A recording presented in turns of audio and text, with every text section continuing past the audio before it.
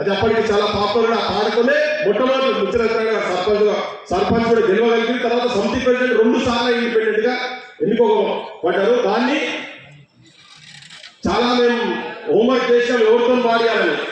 మా నల్గొండ గద్దర నర్సన్నను అడగగానే ఒప్పుకున్నాడు. తన గాత్రంతో అది వస్తే జనానికి ఇంకా బాగుంటుందని చెప్పిన ఉద్దేశంతో దాని రికార్డ్ చేసాం. దాన్ని ఆవిష్కరించవలసిందిగా సీతక్క గారిని సత్తన్న పాట దత్తన్న చేతుల మీదుగా ఆవిష్కరించాలని కోరుతున్నాను.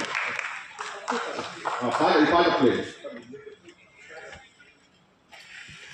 ముచ్చర్ల సత్తన్న గారి పంచాయతీ పాట 1958లోనే వారు కలగన్న పంచాయతీరాజ్ వ్యవస్థను ఏ రకంగా ఊహించుకున్నాడో, మరి దానికి గ్రామీణ ప్రాంతాలలో పోటీ చేయాల్సినటువంటి వాళ్ళు ఏ రకంగా ఉండాలి అని కూడా వారు కవిత రూపంలో పాట రూపంలో చూపించిన దాన్ని ఈరోజు మనం ముందుకు తీసుకొస్తున్నందుకు పృథ్వీరాజు గారికి ప్రత్యేకంగా ధన్యవాదాలు.